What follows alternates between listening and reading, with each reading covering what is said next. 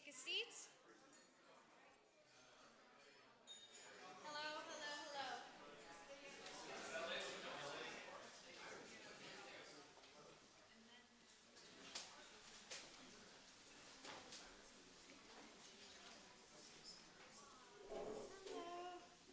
Thank you all for coming. I just want to introduce myself. I'm Mary. I am the design studio manager here at Brickworks. Just for you guys who don't know who Brickworks are, we are first and foremost a brick manufacturer. This studio is a resource center for all architects and their project needs. We house over 600 samples here.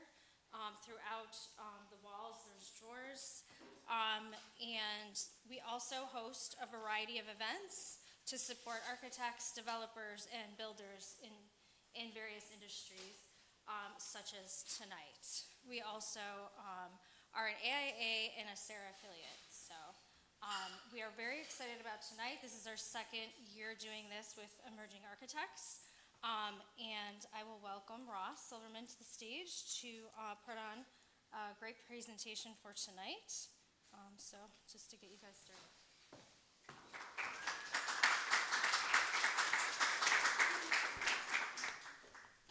Thank you, Mary.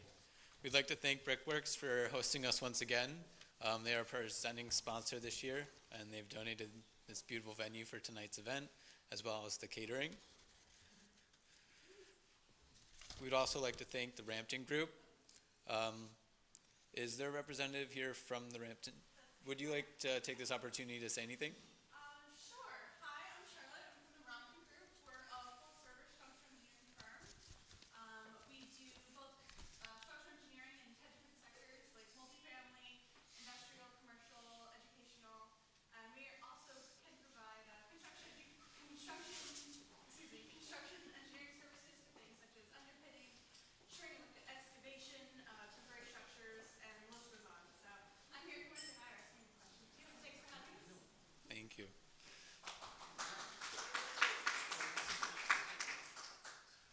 We'd also like to thank Colorspace Labs. They are the videographer tonight. They've been with the event for a very long time, I think from the beginning, and they are definitely a part of what makes this event so special and available online. Of course, we'd like to thank the Center for Architecture and Design, the AIA, and DesignPhiladelphia for hosting the festival that goes on these 2 weeks of October and giving us a platform to have this event. I'd like to introduce our presenters tonight. They will each present their presentation and introduce themselves a little bit more, and you'll get to know them as the night goes on. Tonight's event, each presenter has 20 slides, and they have 20 seconds per slide, and they get to present their idea of what's next for Philly.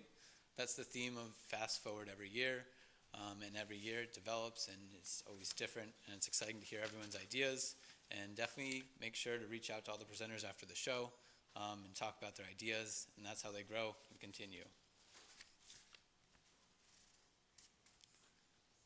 For anyone on social media and sharing the event tonight, feel free to post videos, pictures, and use our tag, What's Next PHL.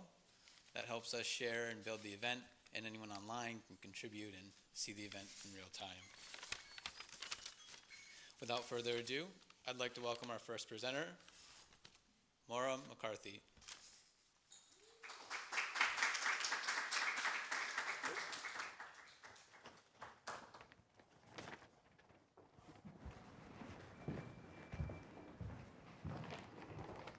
Hi there, everybody. I feel like the canary up here. Good evening. I am Maura McCarthy. I'm the CEO of the Fairmount Park Conservancy, where we know that great parks save lives. The Fairmount Park Conservancy, for those who don't know us already, work with the city and its communities to steward our parks and to nurture our shared environment, cultural resources, and public health. In short, we bring parks to life. Tonight, I want to talk about FDR Park in South Philadelphia. FDR Park is 348 acres on South Broad Street, directly across from the stadiums, and this park is a gem in our city. It has an estimated 3 million unique annual users that come from throughout the region, and this represents one of the most diverse cross-sections of civic life in Philadelphia. It's where immigrant communities, lifelong Philadelphians, and speakers of myriad languages, cultures, and backgrounds come together. And there are so many reasons to visit. All types of sports, family recreation, programming, from kayaking to salsa dancing, and of course, the world-renowned Southeast Asian market. That's the good news. The bad news is that, like so many other places, FDR Park is vulnerable to climate change. And we don't have to wait to see the negative effects of climate change in Philadelphia. They are already here. After even a moderate rain, large portions of this park are rendered unusable for their current constituents. If we did nothing here, much of FDR Park would be underwater in the next 20 years. It's considered chronically inundated. FDR Park and its users can't afford not to restore this landscape.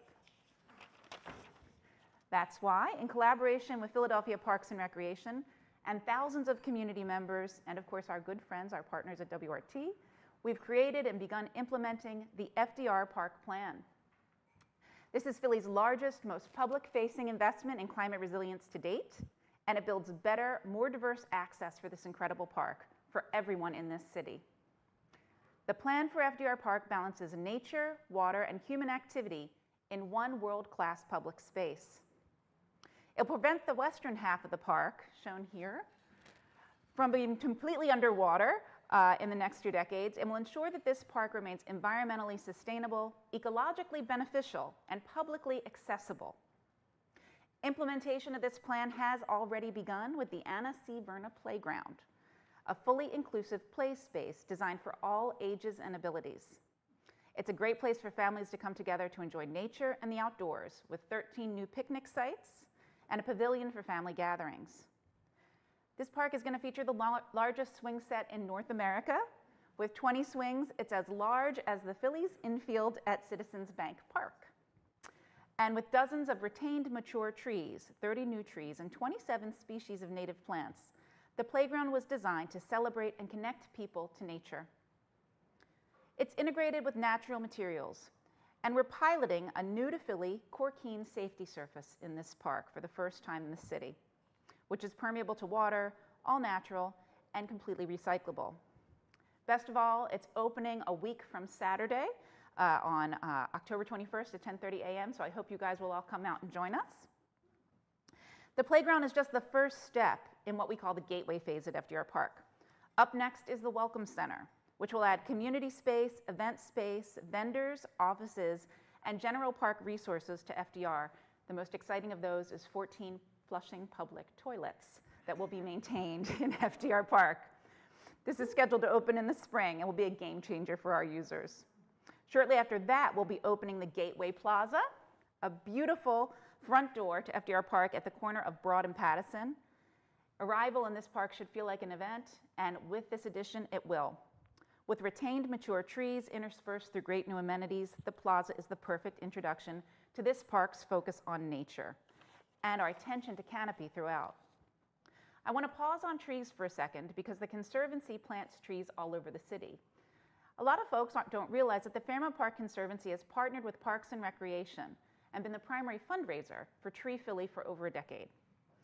And that program helps local residents plant and care for Philadelphia's urban forest. Overall, the park plan calls for a net gain of thousands of trees, and the 33-acre native wetland project alone, undertaken by the Philadelphia Airport in partnership with Parks and Recreation and the Conservancy, will include 7,000 new trees and 1,700 new shrubs. But the transformation of FDR Park is not just about natural benefits. Through extensive community engagement, we heard a lot about Philadelphia's shortage of quality athletic fields. The FDR Park plan will add 12 multi-purpose soccer, football, and lacrosse fields, totaling 8% of the total 348-acre park area. After the relocation of 10 tennis courts and 6 baseball courts and softball fields, 12% of parkland will be used for active recreation.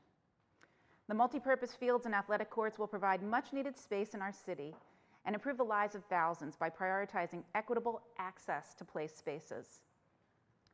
Plus, for the first time in its history, FDR Park will have 8 basketball courts, allowing a safe place to play basketball amid a shortage citywide. perhaps most importantly, these high-quality sports assets for Philadelphia's young people will be embedded in over 200 acres of wetlands, meadows, groves, lakes, and streams. The design encourages the youth who come to Philadelphia for team sports to stay for our nature experiences and programming just steps away that will build a lifelong sense of wonder and peace of mind. And there's a lot of wonder to be found in FDR Park. Its status as a destination for naturalists is well deserved. Ecologically diverse plantings will create habitat zones which will combat climate change and help us by requiring relatively low maintenance, which is in short supply in Philadelphia. New plantings will increase our community's access to nature and programming, creating a natural home for both passive and active recreation. We're incredibly excited about what's coming to South Philadelphia. The FDR Park plan calls for bringing nature, water, and human activity into balance in one unified system, ensuring that Philadelphians can continue to enjoy FDR Park for generations to come. And I can't wait to see you all there, and I hope I'll see you all there next Saturday morning as you break in the largest swing set in North America.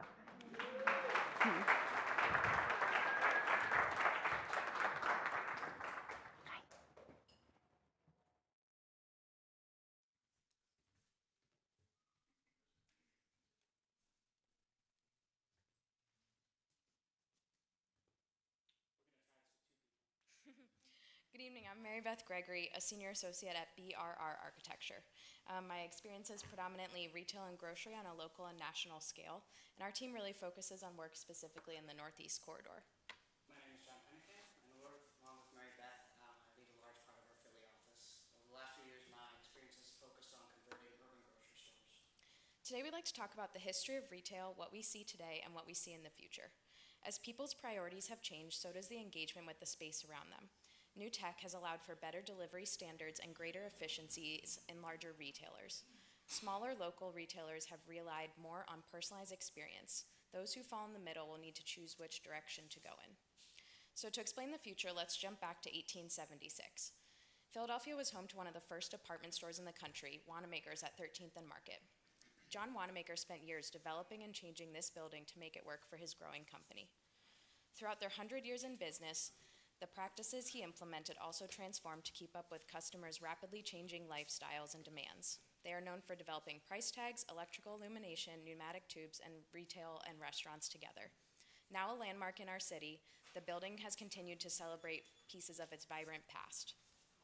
Department stores were so successful in the past because they let shoppers browse a variety of products in one location. The problem they face today is that most shoppers want more variety and additional sizing options than can typically be provided on a shelf. With today's market and technology, we have the same-day delivery and a wider variety of options for consumers to choose from. Simply put, large department stores don't offer curated experience or efficiencies. Today in Philadelphia, many neighborhoods are reestablishing their individualized preferences and experiences through one-off retailers. In East Passyunk, for example, many of the shops on the avenue have localized experiences that customers and neighbors seek out. The avenue has always been vibrant, but has been expanding for bookstores, flower shops, and a central square for communities to gather. Along with tech innovation, we're seeing trends that outdoor pop-up spaces, which started and thrived during COVID. This trend has been continuing since then to create using inside and outside spaces, which provides businesses an opportunity to interact with customers without entering a store.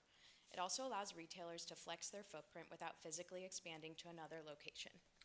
This is the smallest Wawa in Philly at 3,000 square feet. So with smaller stores, operators are able to rent less space and thereby bring their costs down. But with smaller spaces, you do need innovation. So at this location, we brought in a pickup window. This allows customers to walk by, pick up their online order without ever stepping foot in the store, making their experience much more efficient.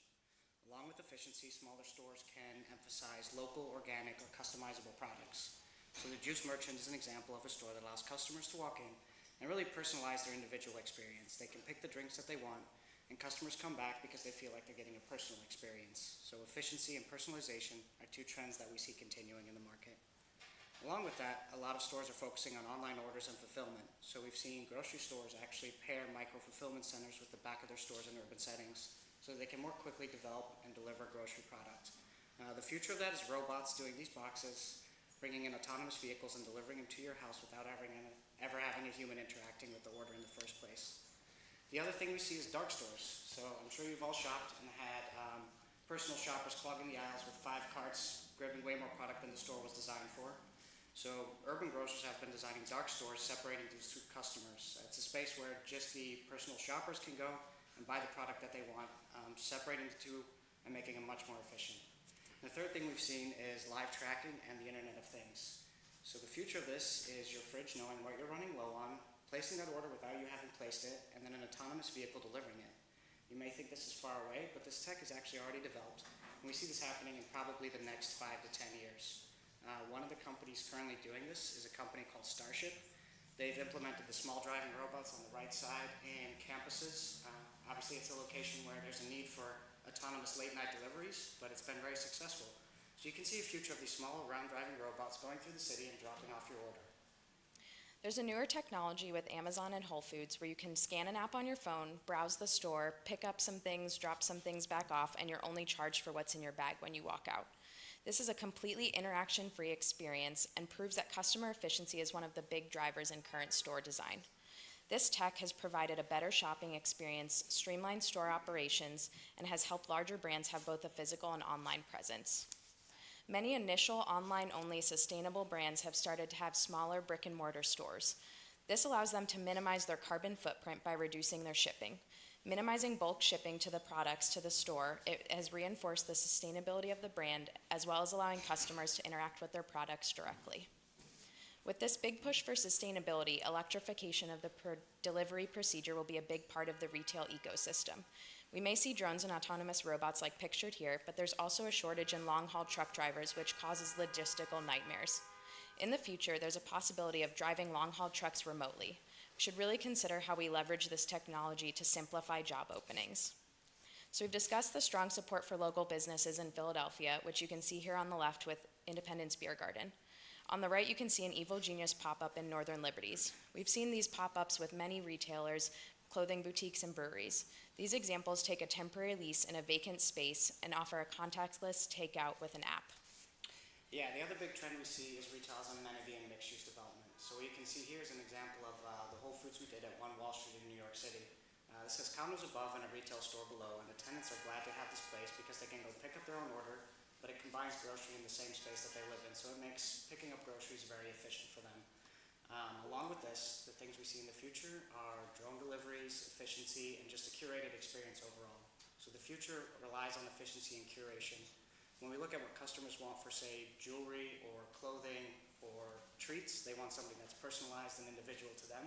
When it comes to daily groceries or something that has household chores, they want that experience to be as efficient as possible so that they don't have to deal with it.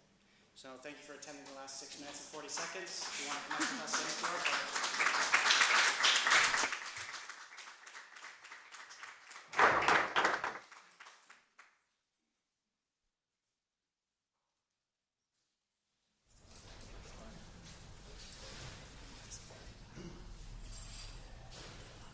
Hey everyone.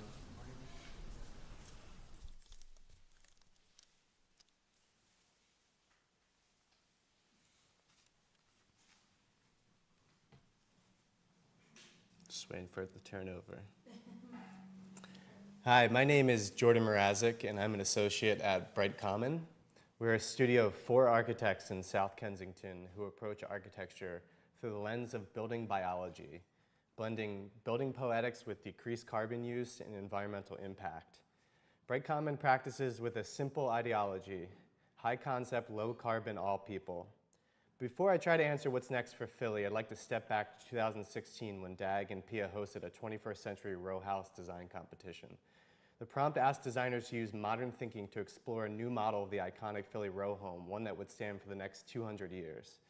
In approaching the competition, Bright Common struggled with the fact that Philadelphia would be experiencing new depths of poverty, while projections showed that a quarter of the city would be underwater by 2044. Using the analogy of a catalpa tree, a weedy species prevalent in the city and commonly viewed as a burden, the studio entry focused on our ability to transform neglected systems into cooperative opportunities in the face of unprecedented challenge. Catalpa proposed to convert Philadelphia's vacant lots and neglected buildings into multi-generational resource centers during ordinary times of clear skies and functioning infrastructure, which would transform into community arcs during periods of disrupted times of extreme weather events. While the entry was not selected and the ideas may have seemed novel at the time, a decade later, these premonitions are becoming reality. In the years since that competition, Philadelphians have experienced record levels of poverty and crime, news cycles filled with police brutality, underfunded and unhealthy schools, a growing mental health crisis, and of course, the first glimpses of our city literally underwater. I'm proud to say that in the midst of these intersecting crises, Bright Common continued pursuing Catalpa as a built reality in disrupted time. In a minute, I will show you two very real projects that apply the tenets of Catalpa at different scales and modes of thinking. But first, I'll take one last detour to establish a baseline for how we like to think about this work in relation to the climate crisis. Carbon, we generically refer to the substances contributing to our changing climate as greenhouse gases. The term carbon is used to collect all of those gases into one word and is measured in CO2e. In buildings, this is further broken down into operational carbon, which are the emissions used to operate a building, and embodied carbon, which are the emissions associated with building materials and construction processes. This is important because in the AEC industry, buildings alone account for 40% of all global emissions, and locally they account for 75% of all emissions. Which of course raises the question, how can we build zero carbon buildings? At Bright Common, we've distilled this down to a basic framework.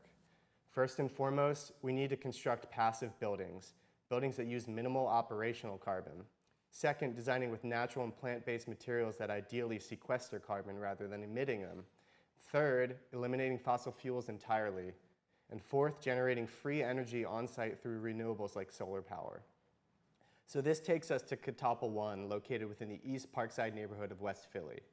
In working to revitalize the East Parkside community, the Centennial Parkside CDC is transforming a neglected property in their once vibrant commercial corridor into the organization's new headquarters, along with an affordable family housing unit. Before we can talk about the building, it's helpful to understand the organization's radical vision. In addition to their strategic plan for housing, commercial development, and organizational sustainability, they provide essential services like food distribution, utility assistance, youth leadership and violence prevention, work-ready seminars, and a pioneering community solar enterprise. It's also imperative to understand the team's shared goals for this project: to create an attractive storefront, to eliminate fossil fuel dependence through energy efficiency, foster resiliency through community solar, use local and minority hiring as a means to engage the green economy, and to provide universal design to promote agency for all people. In my eyes, what makes this project particularly special is how it forces us to think about energy efficiency and carbon reduction in ways that are practical and replicable. The team had extensive conversations about details and specs that would meet low carbon goals but could be executed by builders engaging in this type of work for the first time and by using products that were readily available at, say, Home Depot. The project will, when it's completed in the spring, the project will achieve Enterprise Green Community certification, while the housing unit will also be Zero Energy Ready Homes and Energy Star certified. The project will use 1/2 the embodied carbon of comparable new construction, and when the PV system is installed, it will use 1/3 the operational carbon compared to the regional average for this typology. Catalpa 2 is located in the Manioc neighborhood of Northwest Philly. City Light Church is transforming the historic mill building on the banks of the Schuylkill River into their long-term home. This building was actually pictured in an earlier slide where it sustained 6 feet of water during Hurricane Ida. The project will feature 500-seat assembly space, pre-function areas, adult classrooms, and office space, and a child care facility. The project examines the challenges of designing in a rising flood zone, renovating a 200-year-old building, navigating federal and local historic registers, and marrying all of these complexities with very aggressive carbon goals. The team acknowledged on day one that in order to foster long-term viability, the ground floor would remain as an unoccupied sacrificial flood zone. We're quite literally constructing an ark. As with the first project, the best way to navigate a dense web of parameters is to establish a set of tenets to guide decision-making. Here we determine that the building must enable the church to refocus resources towards their mission, and establish roots by prioritizing resiliency, durability, and efficiency, and enhance the spiritual and physical health of its community. For me, one of the most important things this project highlighted is the need to reevaluate the way we approach historic preservation by incorporating building science, life cycle carbon, and operational costs into more holistic conversations about long-term preservation. There are very real tensions between preparing our buildings for a climate variable future while fighting to maintain the unique fabric of our city. Starting construction next month, this project is designed to the Passive House Institute's EnerFit program. When complete, it will use 1/2 the embodied carbon of comparable new construction And when the PV system is installed, it will use 1/5 the operational carbon compared to regional averages for the typology. I'll conclude with a plea of sorts to join the revolution of the new carbon architecture. Understanding the future of our planet is directly tied to our industry. We must see the walls, floors, roofs we build as ethical design problems. We must unlearn what we've been taught about the salvation of concrete, steel, and glass. And we must find the opportunity each day in the smallest of details, understanding the immense magnitude of what's at stake. Thank you. Hello everyone, my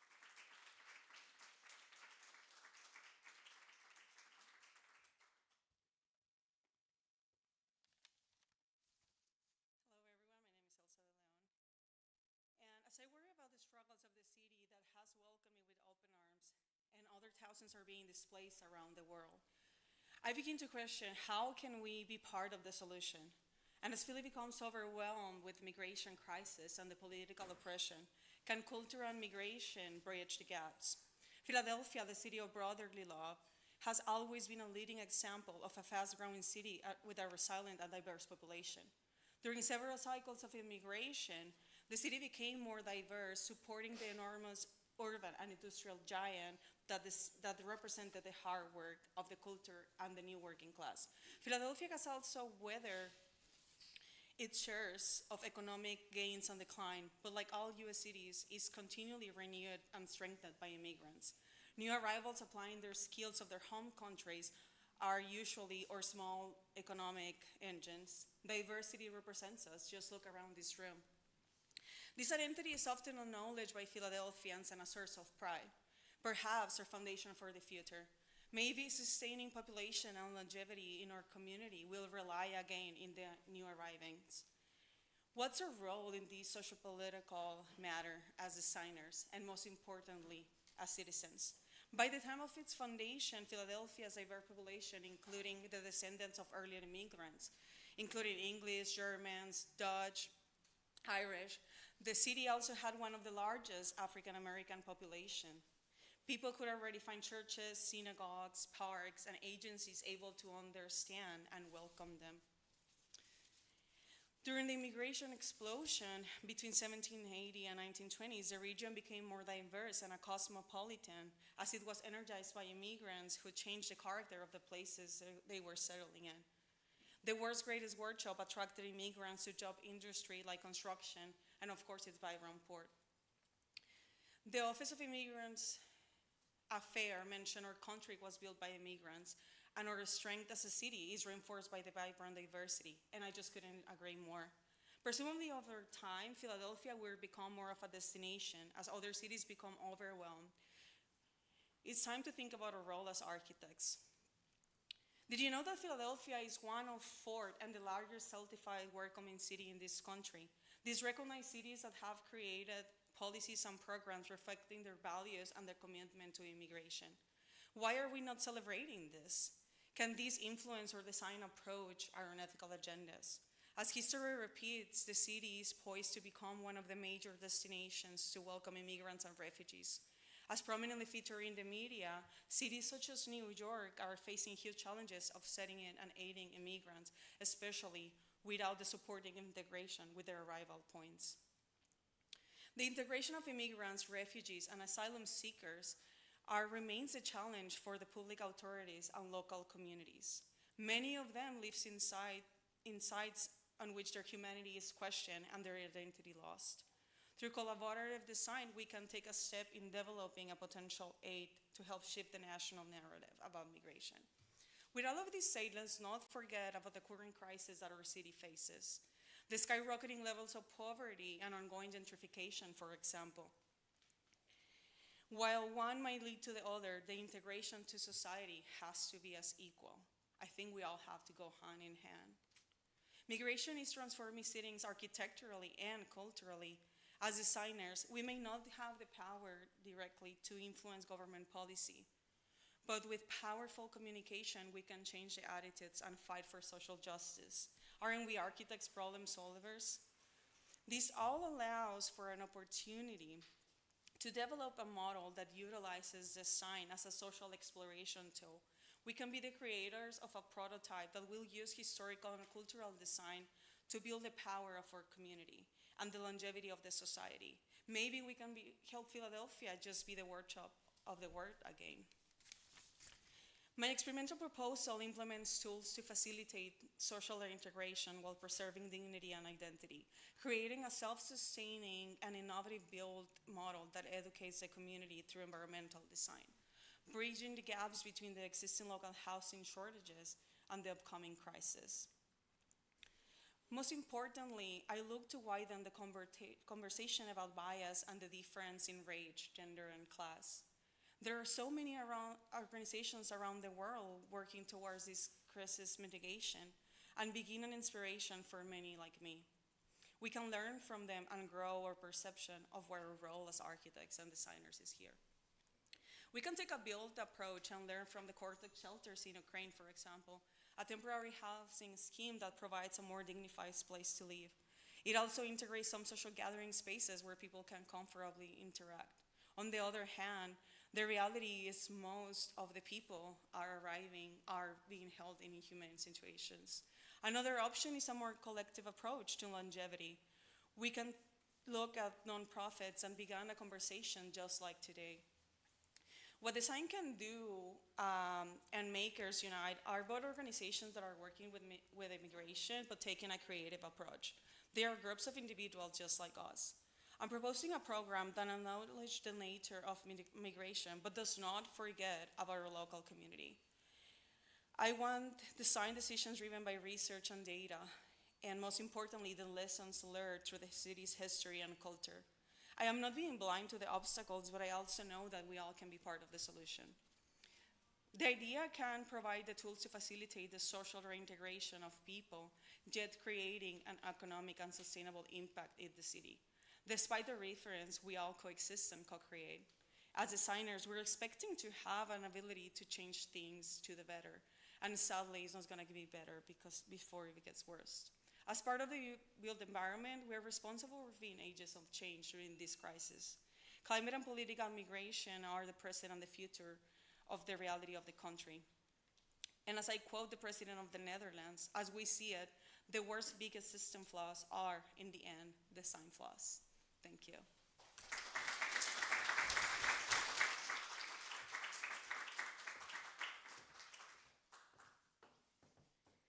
Hello, can you hear me? Yes, thank you for coming.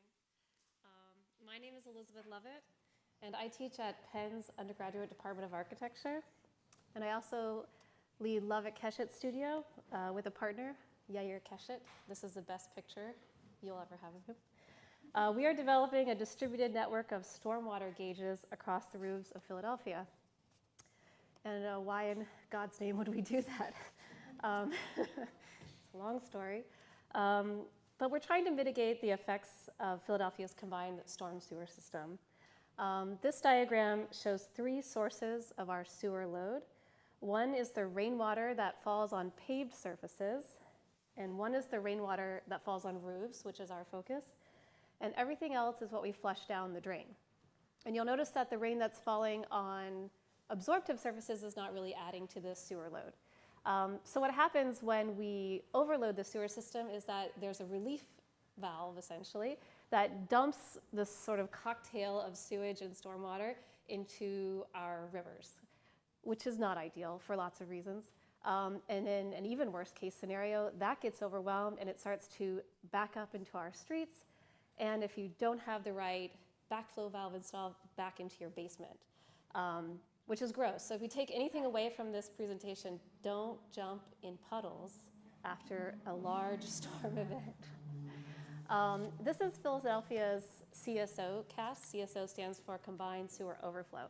So when this is a live website that you can go to.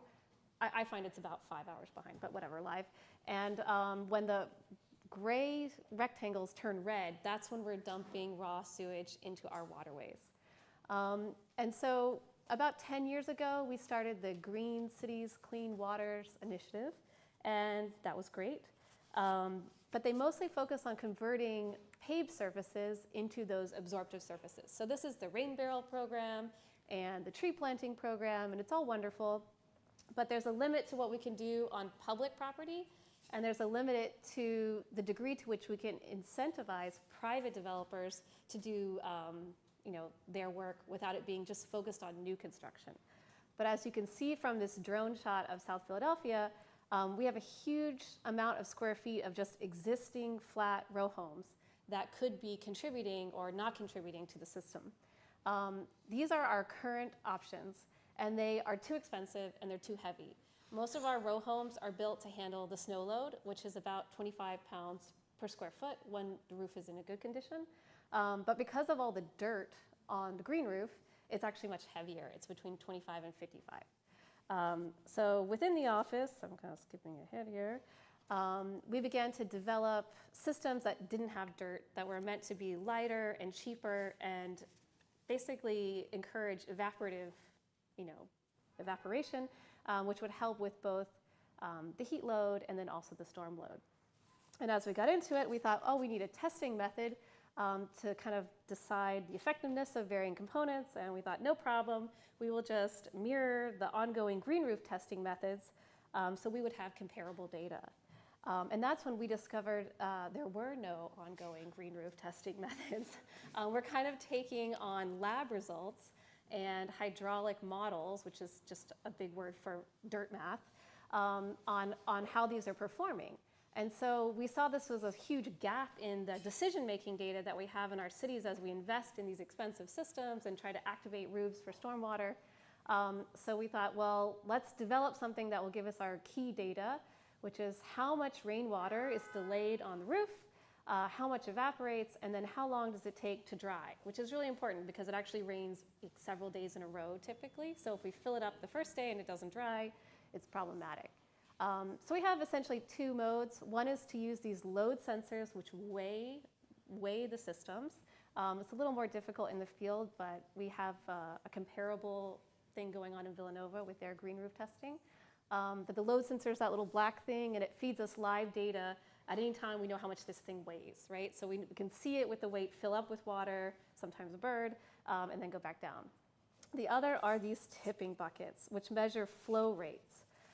And the way these work is essentially water gets funneled into that top part, and it's this little seesaw with a bucket on each side. And each side holds about 0.01 inches of water in our case, because we're imperial. And it tips it, and it triggers a little reed switch, which then gives us a count. So if we kind of twin them up and have a control and have a green roof and feed it through a microprocessor, then we get this really exciting chart live when it rains, and we can look on our phone and see how fast the rain is going and then how much slower, theoretically, it's doing. The problem was that the tipping buckets, a good one costs about $1,000. And so I called the company. I tried to have them work with me to lower this cost, and they were very frosty. So I, of course, took the whole thing apart and reverse engineered it, and we were able to kind of rebuild it with similar results for about $75, which we posted that all online. So for $75 times 2, we were able to get our twinned units through the microprocessor, and then we kind of added a temperature, humidity, daylight sensor, throw a solar panel on it, stick it on Wi-Fi, and then bingo, we have this little kit that we can stick on the sides of buildings and kind of get, data. And so this is what it looks like right now. It's sort of birdhouse themed. But we have the tipping buckets on each side, and the electronics are protected in the middle. And so when it's raining, we can begin to see how this all works. All we need is essentially permission and your Wi-Fi password. And you can't change that Wi-Fi password.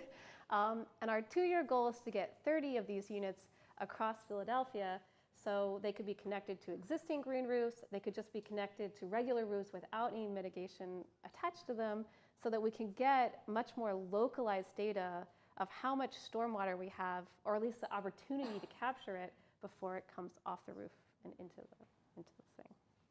Anyway, and then we have Andrew coming up.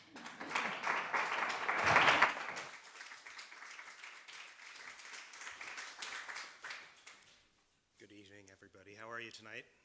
Good? Okay. Well, my name is Andrew Donaldson Evans. I am an architect here in Philadelphia. I'm a principal and designer at Ewing Cole, and I'm a proud dad of one little girl in the audience. I'm sorry, big girl, a 6-year-old. And I want to talk to you tonight about schools in Philadelphia, specifically about my experience with them. When we were looking for a school for a pre-K for my daughter, it was the best of times and it was the worst of times. We had weathered some of the pandemic. I had gotten to work remotely and play Barbies at lunchtime, but it was also kind of a scary time. We were trying to figure out what we needed to do to get her into a program. And all of our plans fell through in June of 2021, and we found ourselves without a plan for that September. So we scrambled. We did what a lot of families do. We looked at all the options. There are deadlines if you want to do private or public or charter. It was very stressful. And ultimately, we were able to find a solution that worked for us. We had connections. It was great to do that because we missed all of these deadlines. But the reality is that experience that we had is we're not alone. A lot of families have the same issue. And in fact, for people moving to the suburbs, for families with school-aged children, it's the #1 reason why they leave Philadelphia and move to the suburbs or move to another locale. Now, I think as Philadelphians, we have a duty to do better. One of the main issues is not just the process, right? If it were just the process, it would be easy. It's the buildings themselves. They make teachers sick, they make kids sick. They have lifelong impacts for learning. And this is a major issue here in Philadelphia. In fact, 2/3 of the school district's buildings and of the charter schools, a lot of the older buildings have endemic issues with air quality, with lead, asbestos, mold, all of it. If we have a city that doesn't build good schools, then we're going to have a city that's unsustainable over the long haul. Now, the good news is there are a lot of changes happening, and I've been fortunate enough at Ewing Cole to work on a number of school projects here in Philadelphia. I'll talk to you a little bit about 3 of them very briefly and the different drivers that each of them have. The first one is a charter school that I'll talk about. It's Mast Charter School. It's in the Tacony neighborhood of Philadelphia. It is right on the Delaware River, and it's a spectacular site.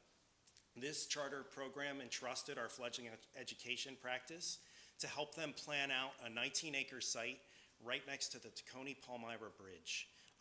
Now, this site is where William Penn's statue is cast. It's on City Hall. It had a lot of issues with the soil, so we had to remediate the entire site.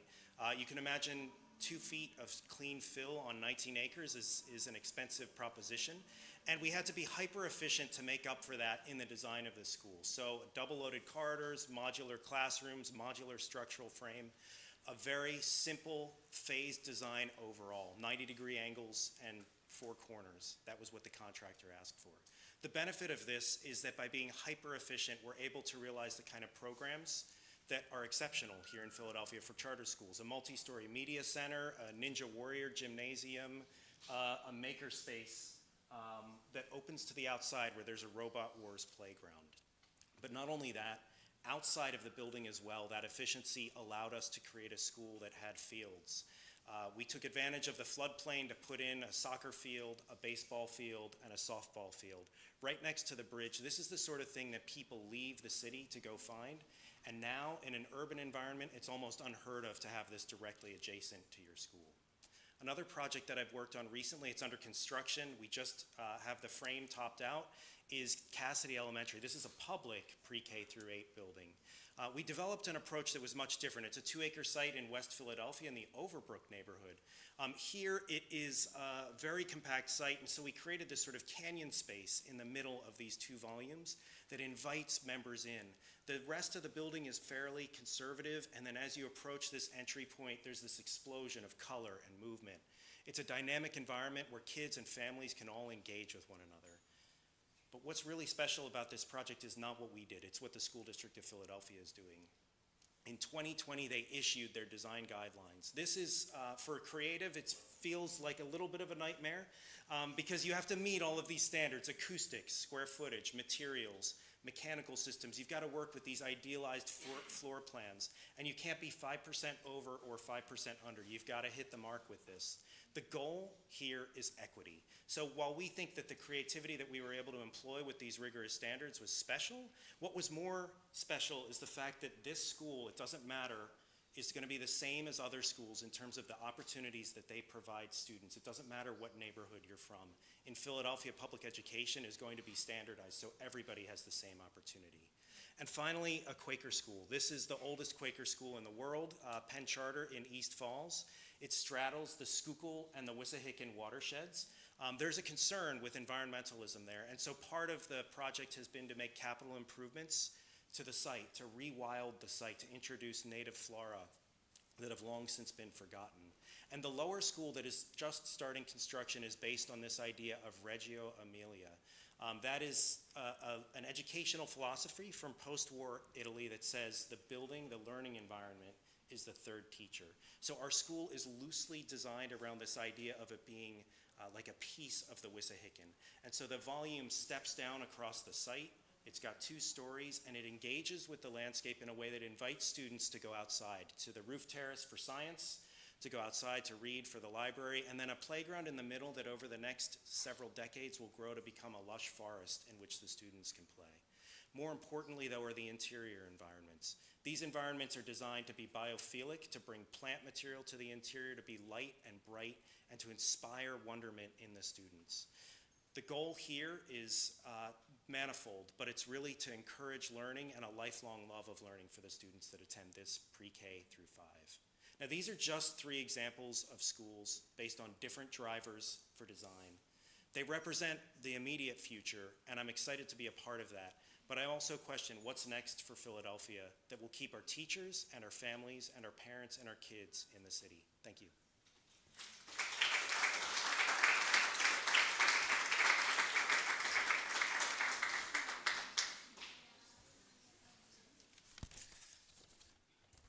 I'd like to thank all of our presenters for putting together their ideas of what is next for Philly and coming up here and presenting it in front of everybody. I'd also like to take this opportunity to thank all of our sponsors, Glen, Gery, Brickworks, the Rampton Group, Colorspace Labs, and of course the AIA. I'd also like to take a shout out to the Philadelphia Emerging Architects Committee, the group that puts this event on every year. We are a group of emerging professionals, which can be anyone straight out of school to someone with a license for up to 10 years. We host events every month or so that are geared towards helping emerging professionals grow in the field and find their way through architecture in the city. We have an event coming up next week, October 17th, the Back to School Student Mixer, which is geared towards AIAS. A lot of the school chapters are all from different schools, and we're bringing them together to network and meet professionals. That will be at the Center for Architecture and Design. Another event we have coming up at the end of the month is Spooktacular. It's an event we've been putting on for over a decade. It's at the Children's Crisis Treatment Center up in Fishtown, and it helps children with history of trauma have a safe trick-or-treating experience. We set up kind of an indoor trick-or-treating, and they walk through it, and we give them candy, and it's all in a controlled atmosphere. We're always looking for volunteers to help run that. If you have any interest, you can talk to Michael Penzel in the back of the room. He's in charge of the committee, and he can definitely tell you some more. The AIA also has our annual design awards coming up on November 9th.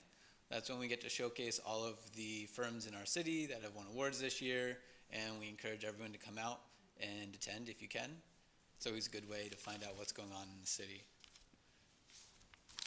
Thank you very much for coming tonight, and we invite you all to have a drink and some food and enjoy the reception.